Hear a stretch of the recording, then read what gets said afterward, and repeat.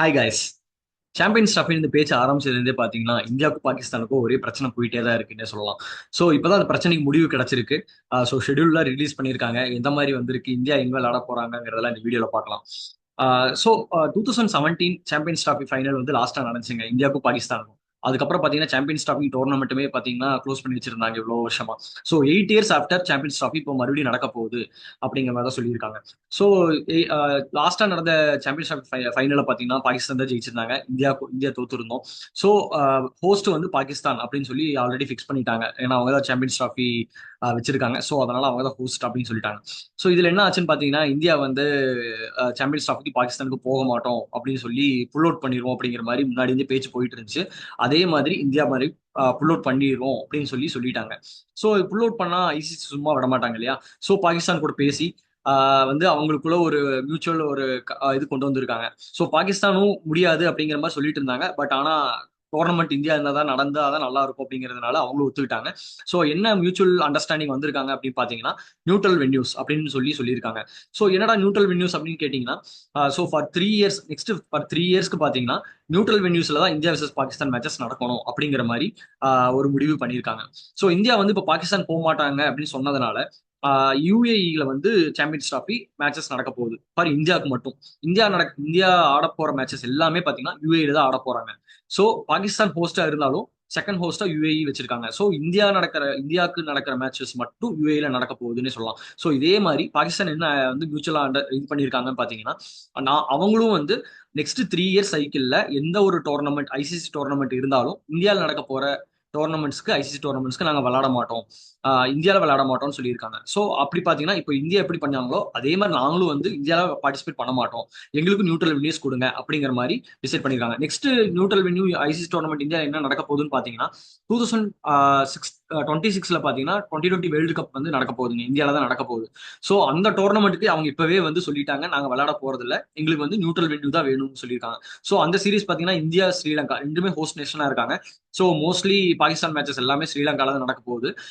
Maybe India versus Pakistan match கூட India வந்து ஸ்ரீலங்கா தான் போய் விளையாட போறாங்க அப்படியே சொல்லலாம். ஸோ இதே மாதிரி தான் நம்ம யூஏல நடக்க போற மேட்சஸ்ல பாகிஸ்தான் வந்து யூஏக்கு வந்து ஆட போறாங்க அப்படின்னு சொல்லலாம்.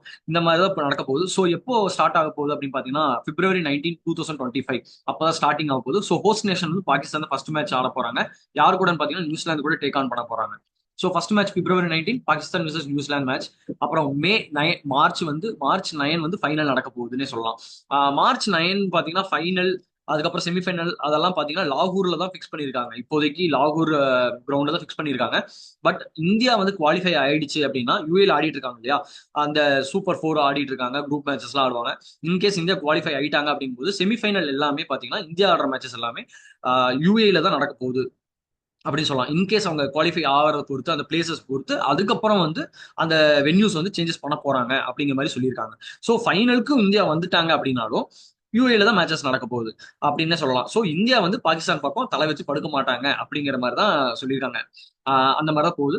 ஸோ ஹைபிரிட் மாடல் வந்து இப்போ அக்செப்ட் பண்ணியிருக்காங்க. அந்த நியூட்ரல் வென்யூ சொன்னேன் இல்லையா, அது ஹைபிரிட் மாடல். அது வந்து 2020 வேர்ல்டு கப் 2026ல அதே மாதிரி தான் நடக்கும். இன்கேஸ் பாகிஸ்தான் குவாலிஃபை ஆயிட்டாங்க, ஃபைனல் போயிட்டாங்க, இந்தியா வர்சஸ் பாகிஸ்தான் மேட்சஸ் எல்லாம் ஃபைனல் வருது அப்படின்னா இந்தியா வந்து இந்தியாவில் ஆட போறது இல்ல, ஸ்ரீலங்கால தான் போய் ஆடுவாங்க. ஏன்னா அவங்க தான் கோ ஹோஸ்ட் நேஷன். ஸோ அந்த மாதிரி தான் போகும். ஒரு 3 இயர் சைக்கிளுக்கு இப்போதைக்கு இந்த மாதிரி ஃபிக்ஸ் பண்ணி இந்த பிரச்சனைக்கு முடிவு பண்ணியிருக்காங்க.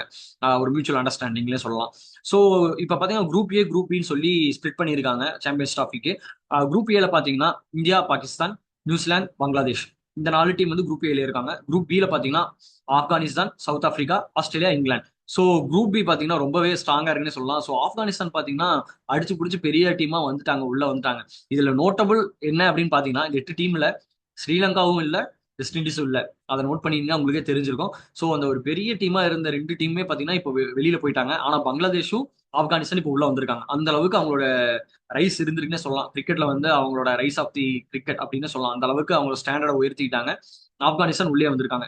ஸோ எதனால ஸ்ரீலங்கா வெஸ்ட் இண்டீஸ் இல்ல பாத்தீங்கன்னா 8 டீம் டோர்னமெண்ட் அப்படின்னு இருந்ததுனால அந்த ஒரு அந்த கட் ஆஃப் டேட்டுக்குள்ள அந்த ரேங்கிங்ல இருக்கும்னு சொல்லுவாங்க. ஸோ அதனால அது அவங்க குவாலிஃபை ஆகல.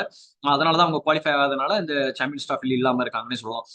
ஸோ இந்தியாவோட ஃபர்ஸ்ட் மேட்ச் பாத்தீங்கன்னா February 20, 2025 நடக்க போகுது துபாயில தான்.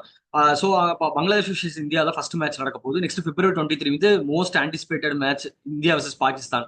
அது வந்து 23 நடக்க போகுது. நெக்ஸ்ட் March 2 வந்து நியூசிலாந்து vs இந்தியா. நியூசிலாந்து கூட நம்ம எப்பவும் போல ஆடிட்டு தான் இருக்கோம். பார்க்கலாம் எப்படி போகுதுன்னு பார்க்கலாம். ஒரு நல்ல ஒரு காம்படிட்டிவ் கிரிக்கெட்டாவே இருக்கும்னு எதிர்பார்க்கலாம். உங்களோட தாட்ஸ் என்னன்னு சொல்லுங்க.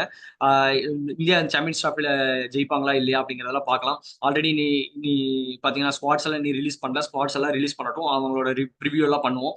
எந்த மாதிரி போகுதுன்னு பார்க்கலாம். Thanks for watching the video. Please like and share and subscribe. Bye. This video is sponsored by Buy Moti shopping app.